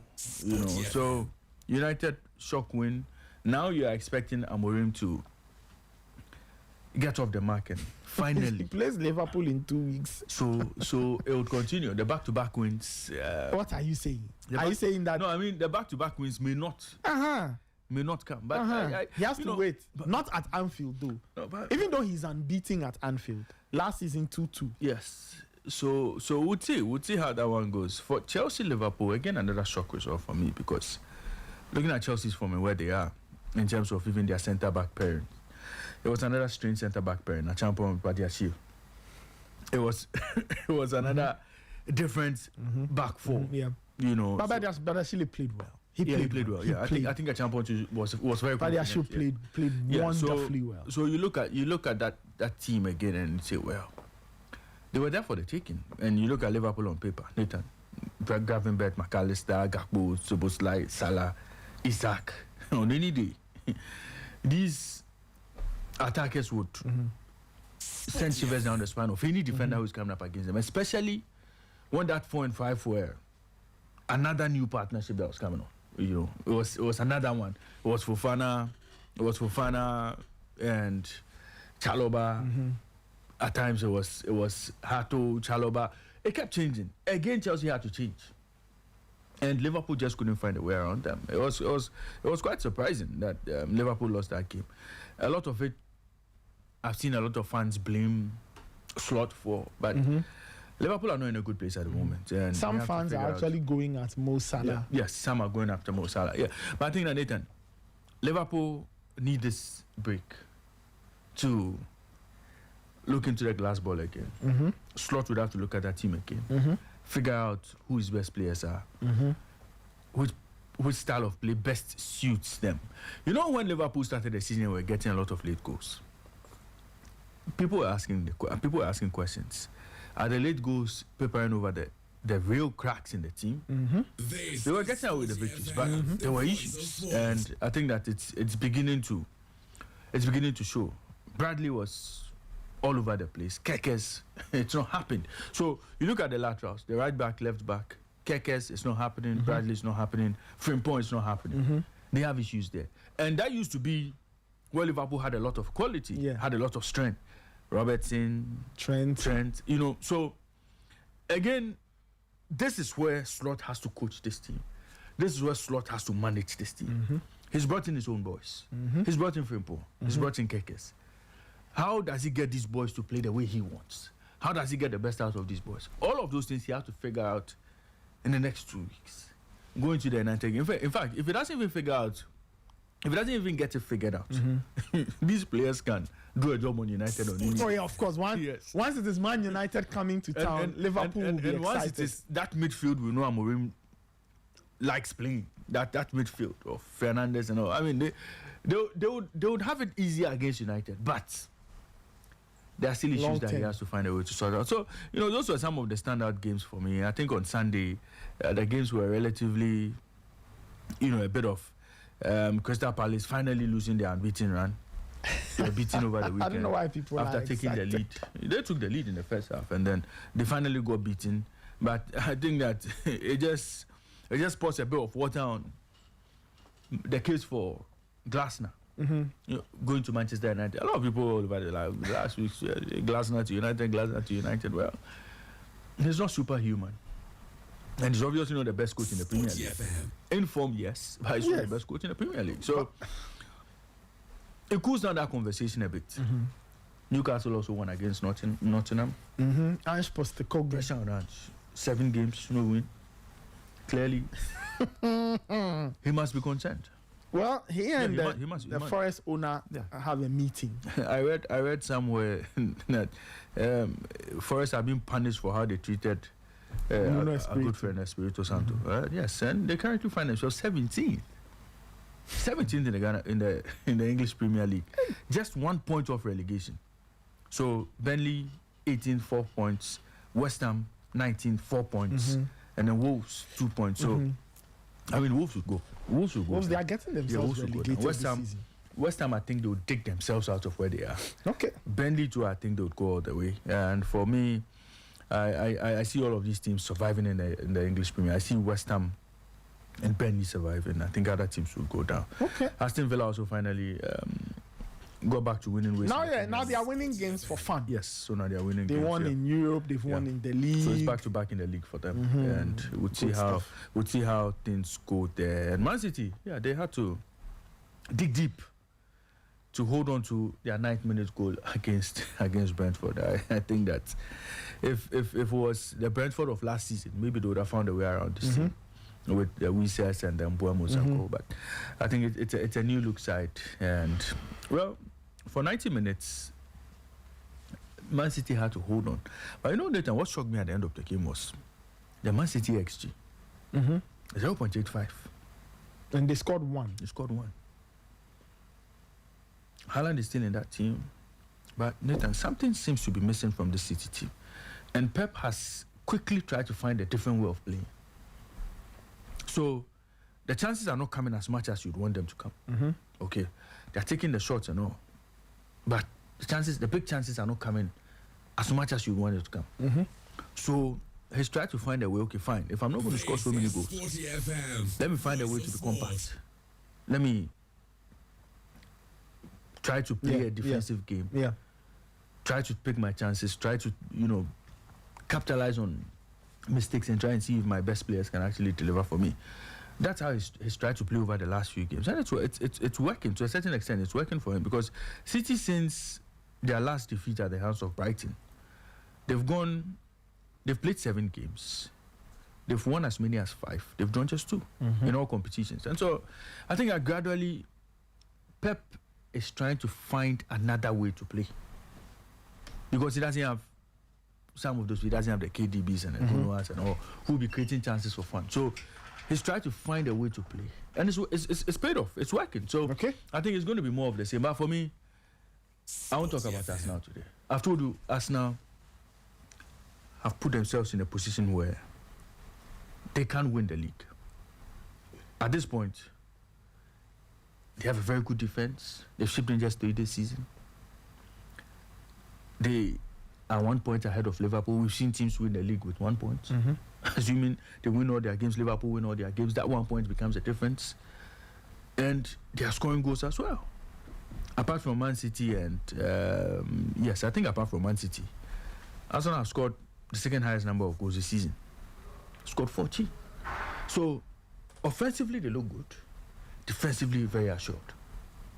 You need these 2 elements, these 2 ingredients to win the title. And Arsenal are doing the business. Well, unless they self-destruct, I think that they look good to maintain this momentum right up to the point where the season is wrapped up or the title is wrapped up. Well, we'll see. They did the upper. They won over the weekend. They beat West Ham. 9:24. Your comments are still welcome. 054-257-1061. Let's go to Spain, guys. Let's go to Spain.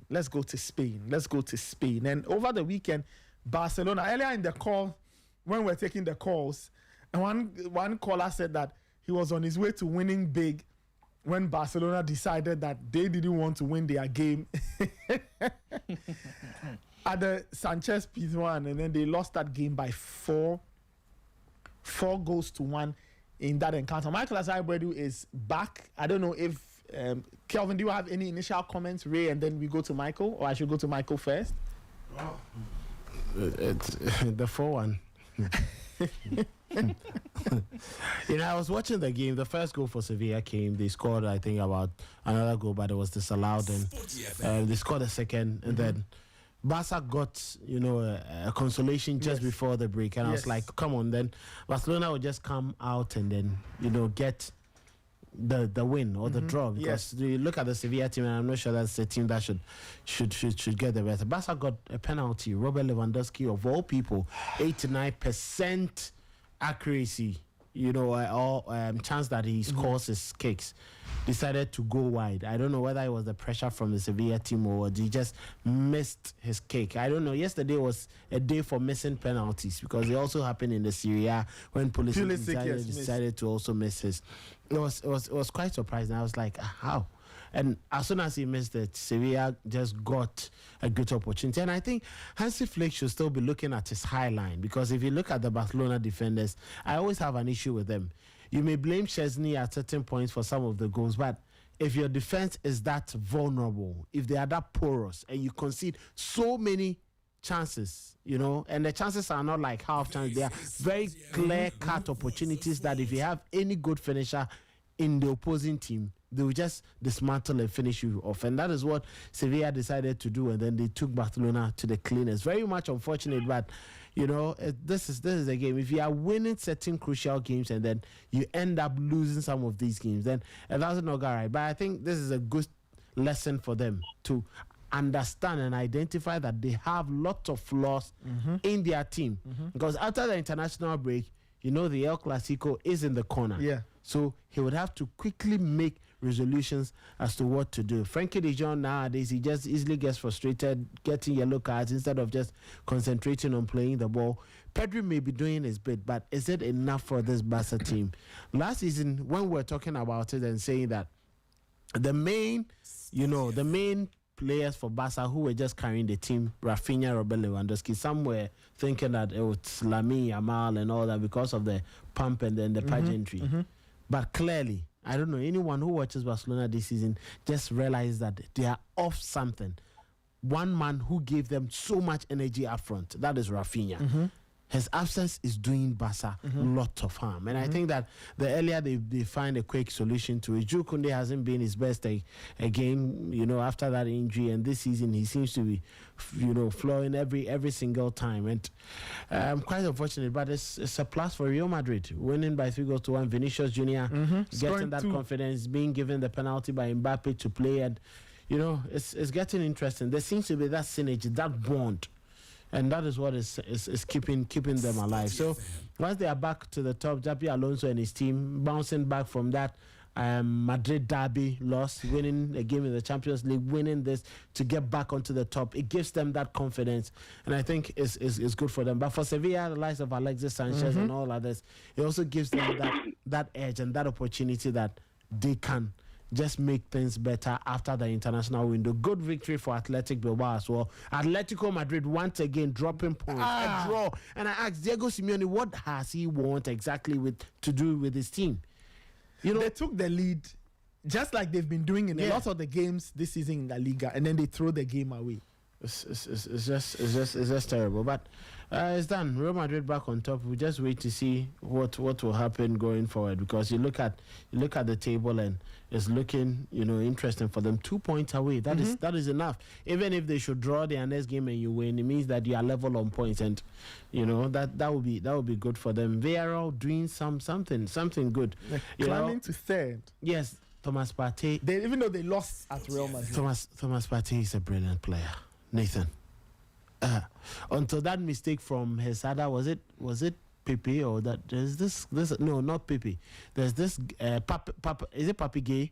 The midfielder. Yeah. The midfielder. He made that error. Partey tried to redeem it, but the ball had already gone, and Real Madrid took advantage, and Kylian Mbappe just had to score to them. But I think that was a very fantastic display. I'm glad that upon all the difficulties, he consistently gives an 85-90 performance in all the games. They were quite unfortunate that Real Madrid are so devastating, and if you have Vinicius and then Kylian Mbappe at the top of their game, you can't win games. And yesterday, the Betis game too had a late penalty.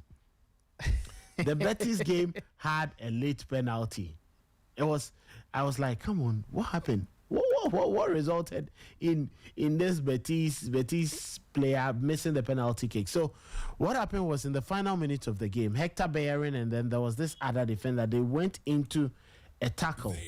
They went into a tackle with one of the players. And it was like, what was the problem? Not knowing there was a push, the referee decided to give The penalty. And Puado missed it. Puado just stepped forward. Many were thinking, oh, Puado was going, and he missed. The goalkeeper saved it. He pushed it actually wide so that the players couldn't. And it was the final kick of the game, giving Betis that victory. And before the penalty, yellow cards, so many yellow cards. Gomez, Lo Celso, Adrian, and then Paul Lopez all got yellow cards. It was a red card heavy weekend in the league. So it was, five red cards. But I think it was quite a good game to watch. And looking at how things pan out for Betis, Mano Pellegrini was a happy man after the game because he's back doing all the 3 points and it moves him up a little bit on the ladder thanks to goals that came in from Hernandez and then Ezauzuli. Well, Michael, after the Barcelona loss, Hansi Flick, he was speaking. He says that they are going to fix the mistakes, right? He said, quote, the first half wasn't good. We had no solutions to play out.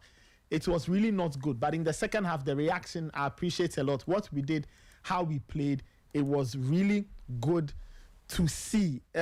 Your thoughts on very interesting comments from Hansi Flick. It looks like it is high line till we die, and he's ready to stick with it, despite the fact that teams seem to understand what they must do. Because if you look at Sevilla, they broke the high line at least. The last 2 goals, I think? They managed to break the high line to get those goals. Just your thoughts on that result. Hansi Flick's team falling 4-1 at Sevilla over the weekend.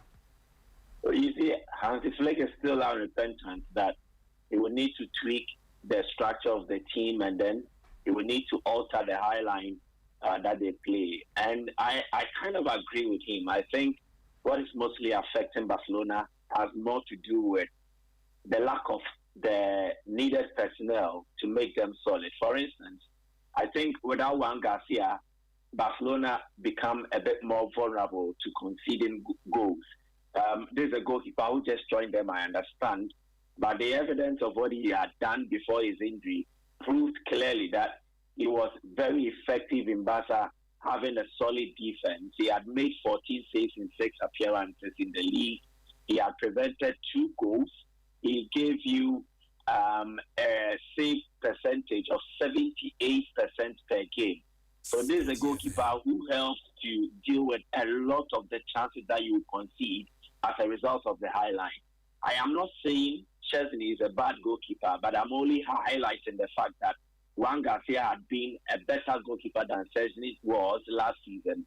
And I think his absence definitely would affect Barcelona's system. If they have a very good goalkeeper, very good at doing the sweeping jobs and all that, it helps to cater for some of the loopholes the high line structure would expose in the Barcelona setup. Again, another lack of personnel. I think in losing Inigo Martinez, Barca failed to get an adequate replacement. And whoever plays with Paul Kubasi would need to be very intelligent. It is okay when there is Eric Garcia, but whenever there is Ronald Araujo, even from last season, there is always a problem with how he's able to apply himself in what he needs to do in making sure they maintain that shape and play that high-line defense.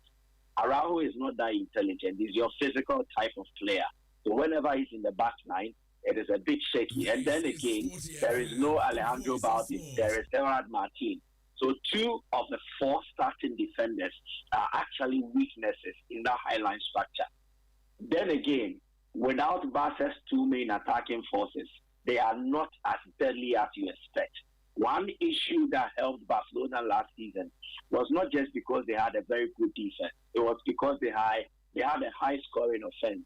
They were scoring more goals. So Barca could win like 5-2, they could win like 6-1, they could win like 4-1.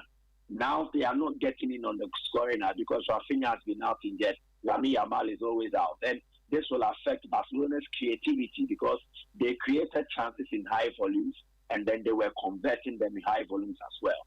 And I think that is a problem too. So the lack of personnel is then laying bare the weaknesses or the loopholes in Hansi Flick's system.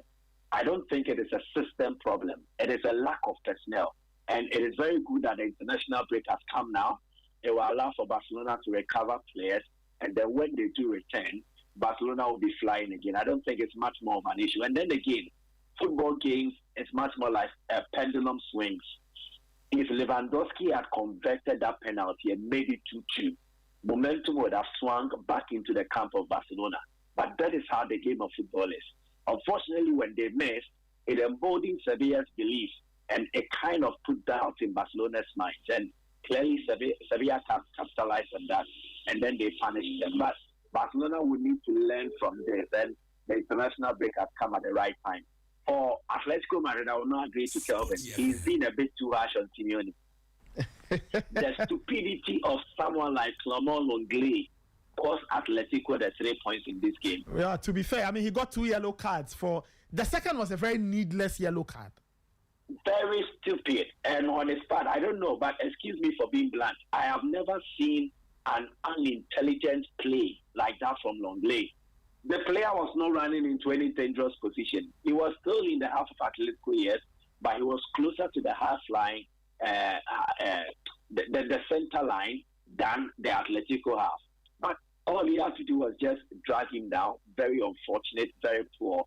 And then it cost his team. They never recovered from that. Before then, they were in control of the game. They were playing well. They are taking an early lead.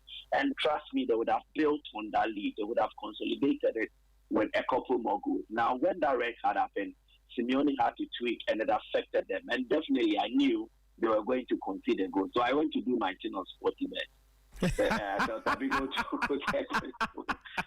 And all that. I was just cashing in as an investor. But Lenglet put Atletico in a very, very difficult situation, and they could never recover from that.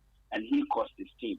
And Atletico would have needed to build on that because it was looking very good for them. 3-2 against Vallecano, 5-2 against Madrid, 5-1 against Central Stanford. They would have carried through with that and then entered into the international break. Lenglet let them down, and that was very bad. But I'm happy with the kind of partnership that is being forged between Vini Jr. and then Kylian Mbappe. It is healthy for Real Madrid, and it is very positive for them going forward. If Mbappe and Vini are on song, if they are happy and they understand that they need to they need to sacrifice for each other, I think it is very good for their season and their ambitions so far. So it was a very good weekend in the La Liga. Well, very interesting weekend. I'm happy you touched on Real Madrid, because there were some people who were beginning to wonder how this Vini Jr. and Mbappe dynamic would play out. I guess of all the problems that Xabi Alonso has to solve, that is also one on his table, how to get the two players to work together for the success of the team. So, I mean, over the weekend, it looked good. I mean, it was great seeing that they'll have to keep on working together, and they'll have to ensure that they are all on the same page, because when the heat starts to go up, when results start to turn and things are not going well, players will still have to remember the team dynamic, stay calm, and then deliver for the badge, right? So good stuff. And then if you go to Italy, guys, let's wrap it up with the Italian Serie A. Napoli came back from a goal down to win by 2-1. Rasmus Højlund scoring again. I guess he's reminding the doubters that he's a good player. Michael, just snappy thoughts on that. Napoli winning, Juventus and AC Milan playing out a goalless draw, and I think Inter Milan getting themselves yet another win. Well, Napoli showed great character, and that fight back, that comeback win against Genoa. Genoa are always a very difficult side to play against. They show up when you least expect. So for Napoli to go down, claw back into the game and get that win makes it all beautiful. And they have an unbeaten home run under Antonio Conte. And I think it is the backbone of that success they achieved last season, and they are carrying over from where they left it off. 10 wins, 6 draws, 16 matches unbeaten at the Stadio Diego Armando Maradona. It makes it all impressive. And you see, I keep saying this, Manchester United is a poison chalice. And if you drink from that cup, definitely it would affect you. If you leave that environment, then you enter into a different environment, it allows for growth. It brings that harmony and everything. And it is the same for Rasmus Højlund. Here at Napoli, he is playing in a terrain he's familiar with. Don't forget that he had previous stints with Atlanta. And then again, he's getting the supplies.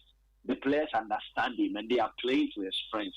And so I am not surprised that he's getting in on the scoring act and then he's improving Napoli's prospect of winning the Serie A. Very, very positive. On a night where AC Milan dropped points and then it halted their winning run, Napoli capitalized on it to move top of the Serie A table. It makes it all interesting, but it is not the end yet. There is still much more drama to be promised as regards the Serie A. And so Napoli will do their bit, but I expect Milan to bounce back. And then I'm happy for Inter Milan and this young French striker that they got on board, Boni. He scored a goal and then he assisted 3 when they won over the weekend. He was involved in all the goals that he scored, and I'm happy for him.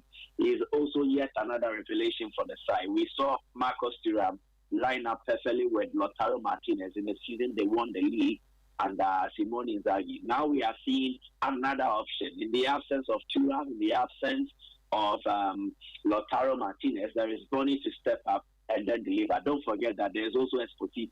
So I think what Kivu is doing is to build a healthy squad, a large squad that he can rely on as and when. Because one key thing that affected Inter was fatigue.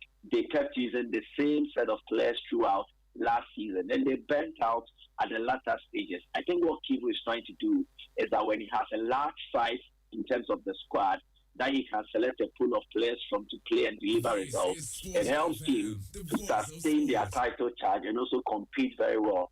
I think it started so far very well for him. So it was also a very interesting weekend in the Serie A. Well, we'll see. Fascinating results there. Napoli getting themselves the win and all. Kelvin, do you have any quick thoughts before we wrap it up this morning? Well, I think it was an interesting game. I watched the final game of La Liga the Serie A yesterday. AC Milan, Juventus playing at home.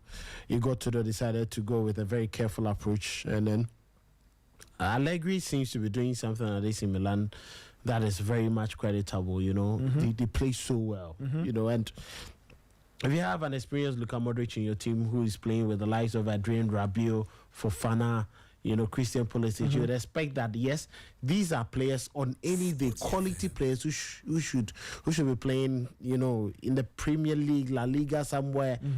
And AC Milan, you know, out of the blue, because of their inconsistent performances, many have taken their eyes off them. But this is a very quality team. You know, and the game was nice, end-to-end action.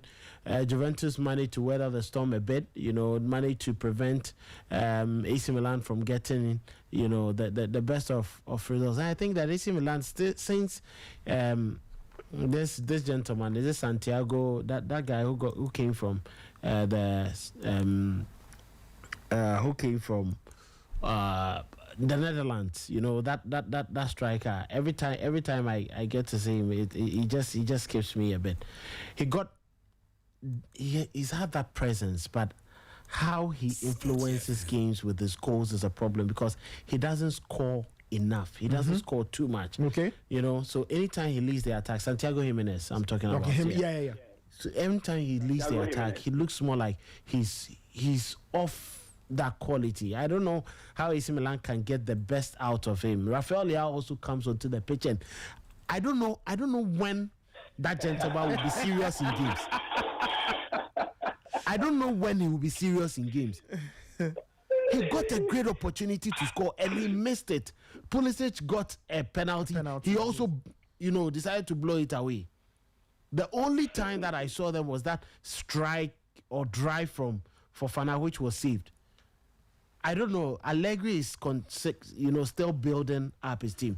And then for someone like Lois Openda and, you know, Jonathan David, having good opportunities inside the penalty area, but they were falling, they were dropping, they were slipping. I'm like, come on, just make statements. David especially, he had this good chance and I'm like, tried to play the ball on the 10 and then he was all over the place. But I'm impressed with the team that Allegri is building, you know, Selmakers, Gabia, and Fikayo Tomori and the like. I think he's gradually giving AC Milan some bit of hope. Hopefully, Jimenez starts, putting his scoring boots on, and then when Rafael Leao comes on, he should do the needful. You see that wider player I never liked when he was linked to us now. Yeah, he's wasteful. He's very wasteful, extremely inconsistent as well. All right, that's how we wrap it up this morning on the Sporty Breakfast. I don't know if you have any comments, if there are any WhatsApp comments. Let's see if we can quickly touch on that, and then I'm not sure there are any comments. Michael, we just had an update, so that means the Kotoko Gold Stars game is coming up on Wednesday. Yeah. Yes, on Wednesday. Okay, and it's under the lights. Yes, the kickoff time has been set to 7 p.m. Okay, so it's now 7 p.m. A 7 p.m. kickoff. Yeah. Oh, okay. All right. Sounds like an interesting one. All right, let's go through one or two comments quickly. Kweku from Bournemouth says the weekend was a mixed bag. Bournemouth kicked things off perfectly. Okay, I mean you are in Bournemouth, so it was even sweeter seeing Semenyo on the score sheet. Then came the UFC fight. I was buzzing that my guy Pereira got the victory. It was sad to see Sinner withdraw from the Shanghai Masters with an injury. And then just when it was going well, Barcelona had to go and spoil it. Jacob from Asaman Kese says, Anastot was playing 4-3-3 last season, won the Premier League. This season, he started the same tactics, getting the results. Then he changed to a 4-2-3-1, lost to Palace. He didn't go back to the 4-3-3 against Galatasaray, played a 4-2-3-1 and lost again. And he says the formation is not working for Anastot. But Nathan, let's give all the applause to Tadej Pogačar. He's consistently, making things difficult for all those in the cycling world. He's just blowing everything. His victory over the weekend, cementing his position as a European and world champion, was just brilliant. Let's not forget he won in Kigali just about 10 days ago, and he's managed to do same. I think that's very much impressive, and we just hope that it continues. Wonderful stuff. Tadej Pogačar doing things in the world of cycling. All right, we wrap it up this morning in terms of the Sporty Breakfast. My name is Nathan Kwao. You had Kelvin Usman, Raymond Yamado, Michael Asaibredi joined us. For all those who called, thank you. If you sent messages, thank you. Shout out to my production team, Immortal and Emmanuel Ayamga and Fly. Shout outs to Fidelis, my DJ, and the rest of the team. Coming up next is Total English Football, and there will be a brilliant coverage or a brilliant run through the things that happened over the weekend in terms of the Premier League. This is the Sporty Breakfast, or this has been the Sporty Breakfast. We'll catch you tomorrow. There's the news at midday, Sporty Plug at 12:30, Sporty Drive at 4, and Monday night Sporty later at 7 p.m. So keep your eyes locked on Sporty FM to enjoy the best when it comes to sports broadcasting. But just after I sign out, we'll give you the GPL wind-up week 4. It's a wrap of everything that happened across another weekend of the Ghana Premier League, put together by the team, voiced by Abigail Senasusu. We'll catch you later. Keep your eyes locked on Sporty 106.1 FM. We are the voice of sport, Ghana's first and exclusive all-sport radio station. We'll catch you later. Coming up next is the GPL wind-up week 4. And then after that, Total English Football, your one-stop shop for all things English football, running the rule over everything that's happened over the weekend in England. Enjoy. Still licking their wounds from a short-lived stint on the continent, the Miners returned to the local front to pick up their cloaks as champions and reset. The Mauve and Yellow did not give up after that snag in the north, only to walk in their tracks once again. But for those fearless heart of lions, they stood up to Horned Quills, and the Porcupine was left drained. Well, neither dreams nor vision translated to instant victory, as demonstrated by the murky and grim turn of events in week 4 of Ghana's elite division. Hello and welcome to Ghana Premier League Wind-Up here on Sporty 106.1 FM.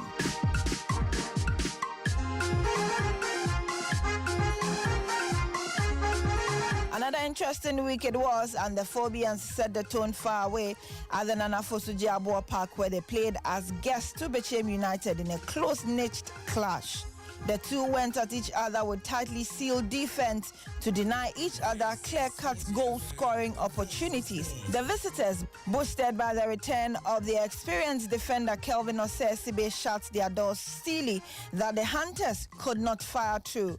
Bechem United themselves would not budge no matter how incessant striker Prince Kwabena Owusu and midfielder Martin Karikari pushed. Masudi Dramani appreciated the pattern of play and gloated over the progress his side makes weekly. I think that we need to be more patient in the final third, especially in the first half. You saw when we controlled the game, had about, let's say, more than 60 passes in that moment. We needed to make some adjustments in terms of our positioning in the final third, our decent runs so that we can break the opponents and then make the tapping balls and make the chances more brighter. I think that this is where we will get to.